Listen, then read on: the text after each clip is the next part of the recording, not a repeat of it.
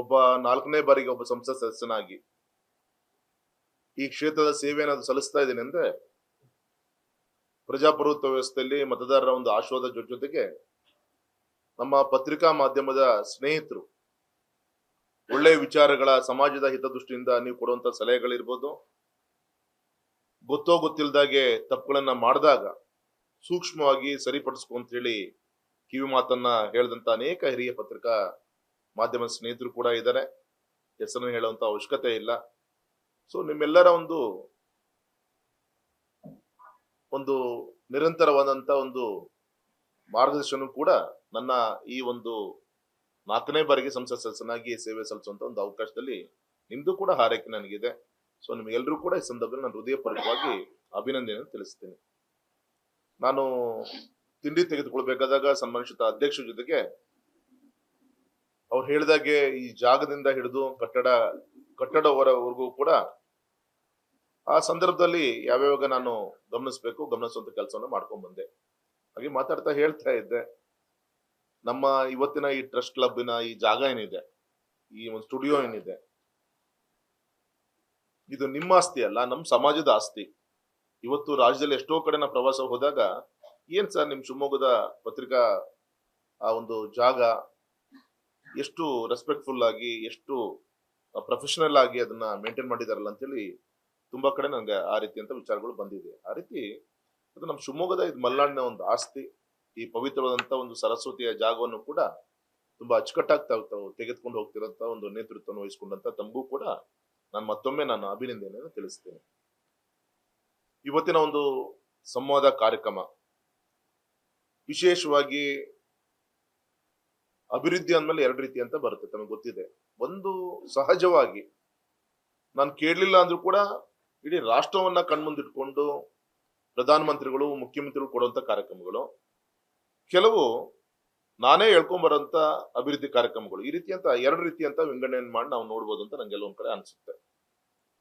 ಉದಾಹರಣೆಗೆ ಪ್ರಧಾನಮಂತ್ರಿಗಳು 2014ನೇ ಇಸ್ವಿಯಲ್ಲಿ ರೆಡ್ ಫೋರ್ಟ್ ಅಲ್ಲಿ ಅವ್ರು ಮೊದಲೇ ಭಾಷಣ ಮಾಡ್ಬೇಕಾದಾಗ ಈ ದೇಶದ ಎಲ್ಲ ಕಡುಬಡವರ ಮನೆಗಳಿಗೆ ಶೌಚಾಲಯದ ಏನ್ ಕೊರತೆ ಇದೆ ನಾನು ಮಾಡಿಸ್ಕೊಡ್ತೀನಿ ಅಂತ ಹೇಳಿದ್ರು. ನಾನು ಯೋಚನೆ ಮಾಡಿದೆ, ನಾನು ಕೂಡ ಒಬ್ಬ ಸಂಸತ್ ಸದಸ್ಯನಾಗಿ ಏನಪ್ಪ ನಮ್ಮ ಪ್ರಧಾನಮಂತ್ರಿಗಳು ಕೂಡ ಇನ್ನೂ ಶೌಚಾಲಯದ ಬಗ್ಗೆ ಮಾತಾಡ್ತಾರಲ್ಲ ಅಂತ ನನಗೆ ಅವಾಗ ಅನಿಸಿತ್ತು. ಆದ್ರೆ ಎಂತ ದುಸ್ಥಿತಿ ನೋಡಿ, ನಾವು ಬೇರೆ ಬೇರೆ ಇನ್ಫ್ರಾಸ್ಟ್ರಕ್ಚರ್ಗಿಂತ ಮೊದಲು ಮೂಲಭೂತ ಸೌಕರ್ಯ, ಆ ಮನೆಗಳಿಗೆ ಬೇಕಾದಂತ ಒಂದು ಅನಿವಾರ್ಯತೆ ಪ್ರಧಾನಮಂತ್ರಿ ಘೋಷಣೆ ಮಾಡಿದ್ರು, ಅದನ್ನ ಇಂಪ್ಲಿಮೆಂಟ್ ಅನ್ನು ಮಾಡಿದ್ರು. ಅದನ್ನ ಶಿವಮೊಗ್ಗ ಕ್ಷೇತ್ರದಲ್ಲೂ ಕೂಡ ಸ್ವಚ್ಛ ಭಾರತ್ ಅಡಿಯಲ್ಲಿ ಎಷ್ಟೋ ಲಕ್ಷಗಟ್ಟಲೆ ಶೌಚಾಲಯಗಳು ಬಂತು, ಮನೆಗಳು ಬಂತು. ಬಡವ್ರ ಮನೆಯಲ್ಲಿ ಒಂದ್ ಕಾಲದಲ್ಲಿ ಗ್ಯಾಸ್ ಸಿಲಿಂಡರ್ ಕನೆಕ್ಷನ್ ಅಂದ್ರೆ ಅದು ಕೇವಲ ಶ್ರೀಮಂತರಿಗೆ, ಗೌಡ್ರ ಮನೆಗೆ ಮಾತ್ರ, ಗೌಡ್ರು ಅಂದ್ರೆ ಶ್ರೀಮಂತರು ಅಂತ, ಮತ್ತೆ ಯಾರು ತಪ್ಪರ್ಥ ಮಾಡ್ಕೊಳೋದು ಬೇಡ, ಶ್ರೀಮಂತರ ಮನೆ ಅಂತ ಹೇಳಿ. ಆದ್ರೆ ಇವತ್ತು ಕಡು ಬಡವರನ್ನು ಕೂಡ ಗುರುತಿಸಿ ಪರಿಜಾತಿ ಪರಿಶ್ರಮ ಪಂಗಡದ ಕೇರಿಗಳಿಗೆ ವಿತೌಟ್ ಎನಿ ಡೆಪಾಸಿಟ್ ಕೇವಲ 500 ರೂಪೀಸ್ ಕಟ್ಟಿ ಅವರಿಗೆ ಅನಿಲ ಸಂಪರ್ಕವನ್ನ ಕೊಟ್ಟು ಎಷ್ಟೊಂದು ಸಾಮಾಜಿಕವಾದಂತ ಒಂದು ಬದಲಾವಣೆ ಅಂದ್ರೆ, ಪಾಪ ಒಲೆ ಉರಿ ಮಾಡ್ತಾ ಇದ್ಲು, ಅಡಿಗೆ ಮಾಡುವಂತ ತಾಯಿ ಮಕ್ಳಿಗೆ ಒಳ್ಳೇದಾಗ್ಲಿ ಅಂತೇಳಿ ಆ ಒಂದು ಕಟ್ಕೆ ಸೌದೆ ಇಟ್ಟು ಒಲೆ ಉರಿ ಮಾಡಿ ಅವಳು ಹೊಗೆ ಕುಡಿದು ಅಸ್ತಮರಗೂ ತುತ್ತಾಗಿ ಮಕ್ಕಳಿಗಿಂತ ಬೇಗ ಅವಳು ಭೂಮಿಯಲ್ಲಿ ಮಣ್ಣಾಗಿ ಹೋಗ್ತಾ ಇದ್ದಂತ ಉದಾಹರಣೆಗಳು ನಾವು ನೋಡ್ತಾ ಇದ್ವಿ. ಅಂದ್ರೆ ಆರೋಗ್ಯವಾದಂತ ಸಮಾಜವನ್ನ ಕಟ್ಟುವಂತ ಕಾರ್ಯಕ್ರಮ ಇರ್ಬೋದು. ಉದಾಹರಣೆಗೆ ಜಲ್ ಜೀವನ್ ಮಿಷನ್ ಬಗ್ಗೆ ಚರ್ಚೆ ಆಗ್ತಾ ಇದೆ. ಸಂಕಲ್ಪ ಮಾಡಿದ್ದಾರೆ, ದೇಶದ ಪ್ರತಿಯೊಬ್ಬ ಮನೆಗೂ ಕೂಡ ಟ್ಯಾಪ್ ವಾಟರ್ ಅನ್ನ ಕೊಡಬೇಕು. ಅವ್ರು ಮಾಡಿದ ಮೊದಲೇ ಕಾರ್ಯ ಏನು, ಜಲ್ ಜೀವನ್ ಮಿಷನ್ ಮುಖಾಂತರ ಮೊದಲು ಟ್ಯಾಪ್ ಕನೆಕ್ಷನ್ ಅನ್ನ ಮಾಡುವಂತ ಕೆಲಸ ಆಯ್ತು. ಈಗ ಅಲ್ಲಿ ಇರುವಂತ ಟೆಂಪರರಿ ಸೋರ್ಸಸ್ ಅಂದ್ರೆ ಹಳೆಯ ಓವರ್ ಟ್ಯಾಂಕ್ಗಳೇ ಇತ್ತು, ಹಳೆ ಬೋರ್ವೆಲ್ಗಳಿತ್ತು, ಅದ್ರ ಮುಖಾಂತರ ಆ ಒಂದು ಸಂಪರ್ಕ ಆಯ್ತು. ಈಗ ಪರ್ಮನೆಂಟ್ ಸೋರ್ಸ್ ಅಂತ ಹೇಳಿ ಆ ಜಿಲ್ಲೆಯಲ್ಲಿ ಆ ಭಾಗದಲ್ಲಿರುವಂತ ನದಿಗಳಿರ್ಬೋದು, ಕೆರೆ ಕಟ್ಟೆಗಳಿರ್ಬೋದು, ಅಲ್ಲಿ ಫಿಲ್ಟರ್ ಅನ್ನ ಹಾಕಿ ಅಲ್ಲಿಂದ ಪಂಪಿಂಗ್. ಉದಾಹರಣೆಗೆ ಶಿಕಾರಿಪುರ ಅಂಜನಾಪುರ ಜಲಾಶಯ, ಅಲ್ಲಿಂದ ಪಂಪಿಂಗ್ 180 ಕೋಟಿ ಇದೆ. ಈ ಶಿಕಾರಿಪುರ ತಾಲೂಕಿಗೆ ಕುಡಿಯ ನೀರನ್ನು ಕೊಡುತ್ತಾರೆ. ಉದಾಹರಣೆಗೆ ಬೈಂದೂರಿನಲ್ಲಿ 750 ಕೋಟಿ ಖರ್ಚು ಮಾಡಿ ಅಲ್ಲಿಯ ನದಿಯಿಂದ ಇವಾಗ ಇಡೀ ತಾಲೂಕಿಗೆ ಆ ಓವರ್ ಟ್ಯಾಂಕ್ಗಳಿಗೆ ಅಲ್ಲಿಂದ ನೀರು ಹೋಗುವಂತ ಪ್ರಯತ್ನ. ಅದೇ ರೀತಿ ನಮ್ಮ ಶಿವಮೊಗ್ಗ ಕ್ಷೇತ್ರದಲ್ಲಿ ಉದಾಹರಣೆಗೆ ಬ್ಯಾಚ್ 1, 2, 3 ಕೂಡ ಸೇರಿ 1650 ಕೋಟಿ ಒಟ್ಟು ನಮಗೆ ಹಣ ಬಿಡುಗಡೆ ಆಗಿರೋದು. ಪ್ರೋಗ್ರೆಸ್ ಎಷ್ಟು? 670 ಕೋಟಿ. ಗೌತಮ್ಪುರದ ಮುಖಾಂತರ 127 ಗ್ರಾಮ, ಅಂತರ್ಗಂಗೆ ಆ ಭಾಗದಲ್ಲಿ ವಾಟರ್ ಸೋರ್ಸ್ ಇಂದ 29 ಗ್ರಾಮ, ಆವಿನಹಳ್ಳಿಯಿಂದ 122 ಗ್ರಾಮ, ಮುಳುಬಾಗ್ಲು ಅಂತೇಳಿ 1616 ಗ್ರಾಮಗಳು ಹೆಬಿಟೇಷನ್ಸ್ಗಳು. ಈ ರೀತಿ ನಾವು ಟೋಟಲ್ ಮಾಡ್ಲಿಕ್ಕೆ ಹೋಗಿಲ್ಲ. ಹತ್ತತ್ರ 3-3.5 ಸಾವಿರ ಗ್ರಾಮಗಳಿಗೆ ಈ ಬಹುಗ್ರಾಮ ಕುಡಿಯ ನೀರಿನ ಯೋಜನೆ.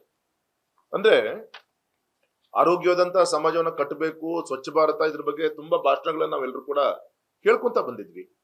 ಆದ್ರೆ ಇಂಪ್ಲಿಮೆಂಟೇಷನ್ ವಿಚಾರದಲ್ಲಿ ಬಂದಾಗ ಈ ರೀತಿಯಂತ ನೇರವಾಗಿ ಕಡು ಬಡವರಿಗೆ ಮುಟ್ಟುವಂತ ಈ ಒಂದು ಯೋಜನೆಗಳನ್ನ ಕೊಡುವಂತ ಕೆಲಸಗಳು ಇರಬಹುದು. ಇದು ನೇರ ಪ್ರಧಾನಮಂತ್ರಿಗಳ ಆಶೀರ್ವಾದದಿಂದ ಕೊಟ್ಟಂತ ಕಾರ್ಯಕ್ರಮ. ಮತ್ತು ವಿಶೇಷವಾಗಿ ಪ್ರಧಾನಮಂತ್ರಿ ಗಡ್ಕರಿಜಿ ಅವರು ಹೇಳ್ತಾ ಇದ್ರು, ನಾನು 2047ನೇ ಇಸ್ವಿಗೆ ಸ್ವಾತಂತ್ರ್ಯ ಬಂದು 100 ವರ್ಷ ತುಂಬುತ್ತಿರುವಂತ ಈ ಸಂದರ್ಭದಲ್ಲಿ ವಿಕಸಿತ ಭಾರತ ಅಡಿಯಲ್ಲಿ ಯಾವುದೇ ಹೊರದೇಶದ ಇನ್ಫ್ರಾಸ್ಟ್ರಕ್ಚರ್ಗೂ ನಮ್ಮ ದೇಶದ ರಸ್ತೆಗಳು ಕೊರತೆ ಆಗದ ರೀತಿಯಲ್ಲಿ ನಮ್ಮ ರಾಷ್ಟ್ರೀಯ ಹೆದ್ದಾರಿಗಳನ್ನ ಅಭಿವೃದ್ಧಿಯನ್ನ ಮಾಡ್ತೀನಿ ಅಂತ ಹೇಳಿ ಕೊಟ್ಟಿದ್ದು. ತಾವು ಇವತ್ತು ಅನುಭವಿಸ್ತಾ ನೋಡ್ತಾ ಇದ್ದೀರಿ ತಾವು ಯಾವ ರೀತಿಯಂತ ಅಭಿವೃದ್ಧಿ ಆಗ್ತಾ ಇದೆ. ನಾವು ಬೆಂಗಳೂರಿಂದ ಹೊರಟು ದಾವಣಗೆರೆ ಮುಖಾಂತರ ಹುಬ್ಳಿ ಹೋಗುವಂತ ರಸ್ತೆ 2 ಲೈನ್ ಇದ್ದಿದ್ದು ಯಾವ ರೀತಿ 4 ಲೈನ್ ಆಗಿದೆ ಈಗ. ಯಾವ ರೀತಿ ಮಧ್ಯ ಗ್ರೀನರಿ ಮೇಂಟೆನೆನ್ಸ್ ಇರ್ಬೋದು, ಯಾವ ರೀತಿಯಲ್ಲಿ ಟಾಯ್ಲೆಟ್ಸ್ ಗಳನ್ನ ವ್ಯವಸ್ಥೆಗಳಿರ್ಬೋದು, ಕ್ಯಾಂಟೀನ್ ವ್ಯವಸ್ಥೆಗಳು, ಇವೆಲ್ಲದೂ ಕೂಡ ಆಗ್ತಾ ಇದೆ ಇವತ್ತು. ಅಂದ್ರೆ ಈ ರೀತಿ ನಮ್ಮ ಇಲ್ಲಿಯ ಅಧಿಕಾರಿಗಳು, ಇಲ್ಲಿಯ ರಾಜಕಾರಣಿಗಳು ಪ್ರಪಂಚದ ಬೇರೆ ಬೇರೆ ದೇಶಗಳಿಗೆ ಹೋದಾಗ ಆ ದೇಶ ಆಗಿದೆ, ಈ ದೇಶ ಆಗಿದೆ ಅನ್ಕೊಂಡು ಹೇಳ್ಕೊಂಡ್ ಬರಂತ 60-70 ವರ್ಷ ನಡೆದು ಹೋಯ್ತು. ಅಂದ್ರೆ ನಮ್ಮ ದೇಶನೂ ಕೂಡ ಆ ರೀತಿ ಮಾಡ್ಬೇಕು ಅನ್ನೋಂಥ ಸಂಕಲ್ಪ ಇವತ್ತು ಪ್ರಧಾನಮಂತ್ರಿಗಳ ಒಂದು ನೇತೃತ್ವದಲ್ಲಿ ಆಗ್ತಾ ಇದೆ. ಈ ರೀತಿ ನ್ಯಾಷನಲ್ ಹೈವೇ ನೋಡಿ 61% ಇನ್ಕ್ರೀಸ್ ಆಗಿದೆ. ಅಪ್ ಟು 2014 91,000 ಕಿಲೋಮೀಟರ್ ಇತ್ತು. ಇವತ್ತು 1,46,000, ಹೆಚ್ಚು 1.5 lakh kilometre highway construction per day. ಮೊದಲು 11 ಕಿಲೋಮೀಟರ್ ಇತ್ತು, ಈಗ 34 ಕಿಲೋಮೀಟರ್ ಆಗಿದೆ. ರೈಲ್ವೆ ಎಕ್ಸ್ಪೆಂಡಿಚರ್ ಸಾಕಷ್ಟು ಇನ್ಕ್ರೀಸ್ ಆಗಿದೆ. ರೈಲ್ವೆ ಎಲೆಕ್ಟ್ರಿಫಿಕೇಶನ್ 100% ಆಗಿದೆ. 99.2% ರೈಲ್ವೆ ಇನ್ಫ್ರಾಸ್ಟ್ರಕ್ಚರ್ ನ ಎಲೆಕ್ಟ್ರಿಫಿಕೇಶನ್. ಅಂದ್ರೆ ಇದೆಲ್ಲದೂ ಕೂಡ ದೇಶದ ಒಂದು ಪೊಲ್ಯೂಷನ್ ಅನ್ನ ಉಳಿಸಕ್ಕೆ ಮೊದಲು ಕಲ್ಲಿದ್ದಲನ್ನು ಉಪಯೋಗಿಸ್ಕೊಂಡು ರನ್ ಮಾಡ್ತಿರುವಂತ ಇಂಜಿನ್ ಏನಿತ್ತು, ಇವತ್ತು ಎಲೆಕ್ಟ್ರಿಫಿಕೇಶನ್ ಆಯ್ತು ಪರಿಸರ ಉಳಿಲಿಕ್ಕೋಸ್ಕರ. ಅಂತ ಒಂದು ರಾಜಧಾನಿ ದೆಹಲಿಯಲ್ಲೂ ಕೂಡ ಮೂಗ್ ಮುಚ್ಕೊಂಡು ಓಡಾಡಂತ ಒಂದು ಕ್ಯಾಪಿಟಲ್ ಸಿಟಿ. ಮೊನ್ನೆ ಗೌರವಾನ್ವಿತ ಸುಧಾಮೂರ್ತಿಗಳು ಅವ್ರ ಜೊತೆಗೆ ನಾನು ಫ್ಲೈಟ್ ಅಲ್ಲಿ ಹೋಗಂತ ಡೆಲ್ಲಿ ಹೋಗ್ಬೇಕಾದಾಗ ಯಾವತ್ತೂ ಕೂಡ ಡೆಲ್ಲಿಗೆ ನನ್ನ ಯಜಮಾನರು ಬರಲ್ಲ, ಯಾವ್ದೇ ಕಾರಣ ಡೆಲ್ಲಿ ಕಡೆ ಮುಖ ಹಾಕಲ್ಲ ಅಂತ. ಯಾಕೆ ಅಂತ ಹೇಳಿದ್ರು ಅವರು, ಪೊಲ್ಯೂಷನ್ ಇದೆಯಪ್ಪ, ಯಾವ್ದೇ ಕಾರಣಕ್ಕೂ. ಯಾಕಂದ್ರೆ ಪಾರ್ಲಿಮೆಂಟ್ ಟೈಮ್ ಅಲ್ಲಿ ಒಂದೊಂದು ತಿಂಗಳು ಗಟ್ಲೆ ಪಾಪ ಆ ಮಹಿಳೆಯಲ್ಲಿ ಡೆಲ್ಲಿಲಿ ಇರ್ಬೇಕಾಗತ್ತೆ, ಕುಟುಂಬ ಬರ್ತಾರ ಹೇಗೆ ಅಂತ ವಿಚಾರಿಸಿದಾಗ ಅವ್ರು ಹೇಳಿದ ಮಾತು ಒಂದೇ. ಅಂತ ಒಂದು ನಮ್ ರಾಜಧಾನಿ ಬಗ್ಗೆ ಆ ರೀತಿ ಅಂತ ಅಭಿಪ್ರಾಯ ಇದೆ ಅಂದ್ರೆ